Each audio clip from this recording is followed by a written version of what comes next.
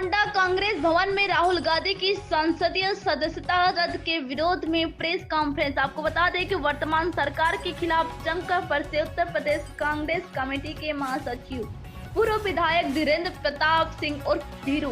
Press वार्ता के दौरान शहर अध्यक्ष रफी रैनी एवं भारी संख्या में कांग्रेसी कार्यकर्ता मौजूद रहे।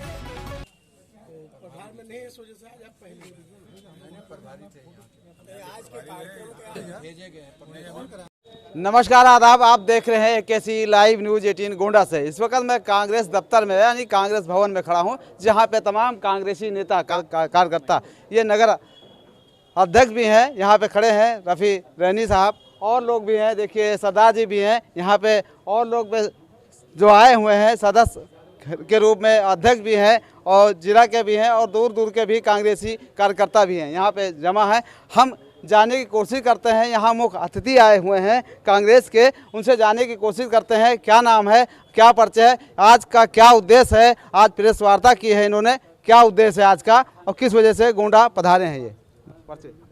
मैं Dhirendra Pratap Singh, general secretary Uttar Pradesh Congress committee. आज गोंडा में एक प्रेस वार्ता थी, उसी के सिलसिले में मैं यहाँ आया था।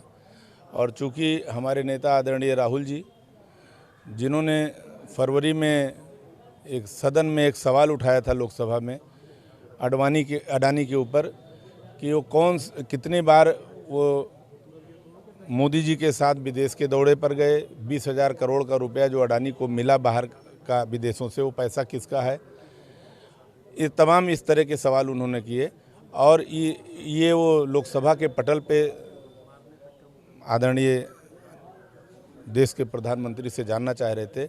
जिस जवाब को ना देना पड़े, इसके लिए एक जो मुकदमा लिखाया गया था कोलार केरला का, 2019 में एक भाषण का मुकदमा था, जिसमें उन्होंने एक सवाल किया था कि जो भी देश के भगोड़े हैं, जो देश का खजाना लेकर के भाग रहे हैं, चाहे वो नीरव मोदी हों, एक और कौन मोदी थे, ललित मोदी थे, इन लोगों का नाम मोदी ही सरनेम क्यों आता है।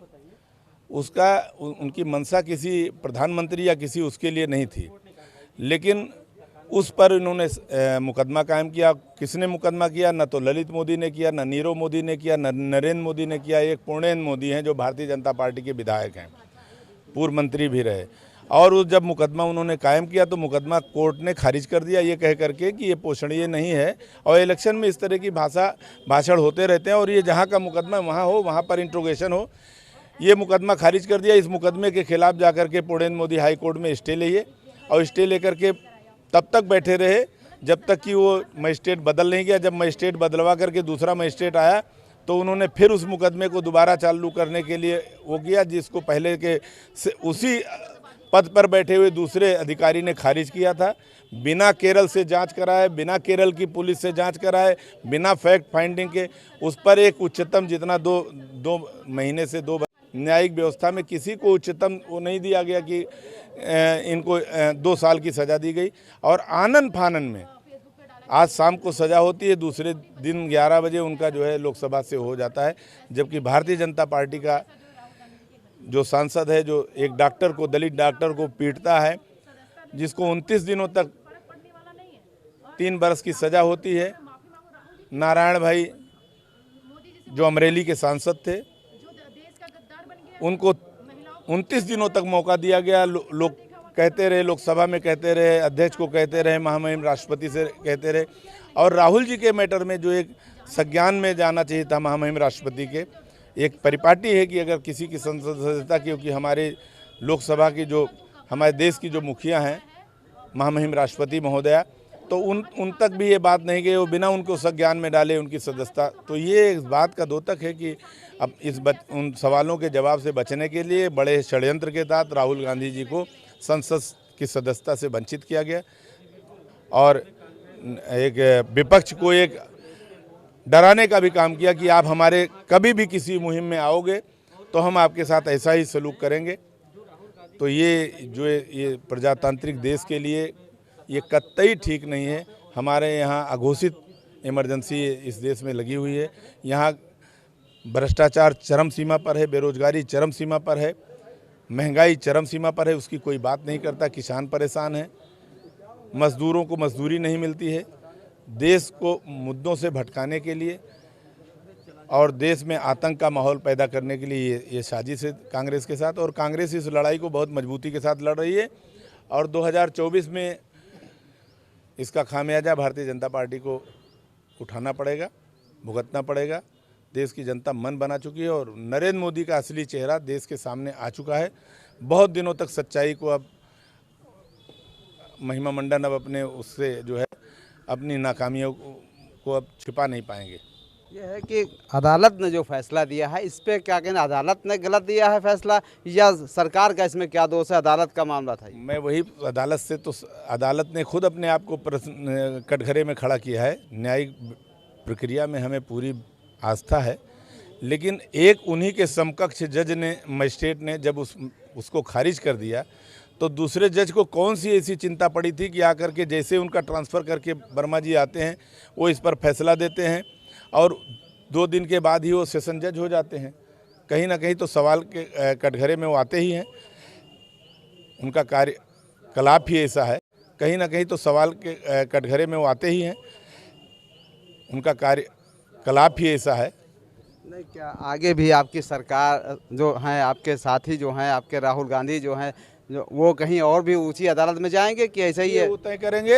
हम जनता की अदालत में हैं फिलहाल और जनता को इस सरकार की नाकामियों को, इस सरकार के निकम्मेपन को हम जनता के बीच में ले जा रहे हैं। बाकी देश की जनता ही जनार्दन है, जनता ही ईश्वर है। जनता से बड़ा कोई फैसला नहीं है। अदालत तो अपना काम करती है और करेगी और अदालत, उच्च न्यायालय, सेशन, ये अपने आप जिस दिन इनके यहाँ अपील होगी निश्चित रूप से हमेशा जो सही है राहुल जी के हक में फैसला होगा।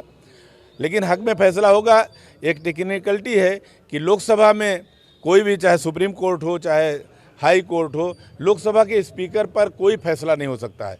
राहुल जी की सदस्यता गई, सदस्यता उनकी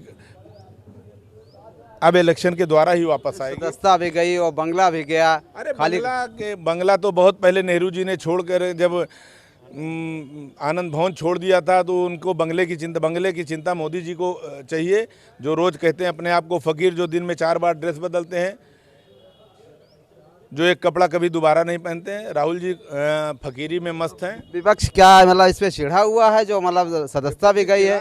विपक्ष चिढ़ा नहीं है। विपक्ष, ये लोकतंत्र का जो बधियाकरण हो रहा है, विपक्ष की चिंता, देश की चिंता है विपक्ष को, इसलिए इस लड़ाई को लड़ रहा है ताकि देश की जनता, हमारे नौजवान हैं जो आज बेरोजगार घूम रहे हैं, जिन्हें मंदिर और मस्जिद के झुंझुने के नाम पर जो है एक काम दे दिया गया, हिंदू मुस्लिम और नफ़रत का जो वातावरण पैदा किया है। कांग्रेस भाईचारे की बात कर रही है और जो सर्वे भवन्तु सुखना सर्वे सन्तु निरामया की जो सोच है सनातन संस्कृत, कांग्रेस उस पर आधारित है। ये कहने वाले त्रिपुंड लगा के जो बड़े बड़े भाषा विज्ञानी हैं भारतीय जनता पार्टी, इन्हें सनातन संस्कृत से लेना देना है ही नहीं। ये सनातनी है ही नहीं। सनातन किसी जाति, मंदिर, मस्जिद की बात नहीं करता है। सनातन संस्कृत इंसान और इंसानियत की बात करता है।